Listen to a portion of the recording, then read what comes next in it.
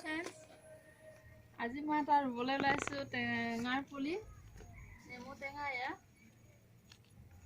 আৰু ইয়াক ৰুবলৈ মোৰ ওচৰত গোবৰ সাৰ নাই আৰু মই কিনা সাৰ ব্যৱহাৰ নকৰোঁ। আজি মই কি ব্যৱহাৰ কৰিছোঁ আপোনালোকক দেখাওঁ। এয়া মই 2-3 মাহৰ পৰা এনেকৈ চব্জি বাকলি, কলৰ বাকলি এনেদৰে গোটাই থৈছিলোঁ সাৰৰ কাৰণে। কাৰণ চব্জি বাকলিবিলাক যধে মধে পেলালে আমাৰ জেগাকণো লেতেৰা হয়। সেইকাৰণে মই এনেদৰে গোটাই থৈছিলোঁ, মই সাৰ হিচাপে ব্যৱহাৰ কৰিম বুলি। আৰু এটা বস্তু দেখাওঁ আপোনালোকক। এয়া মই উৰহি ৰুইছিলোঁ এনেদৰে। ইমান ধুনীয়া ৰিজাল্ট হৈছে দেখিছেনে, ইমান বগাইছে।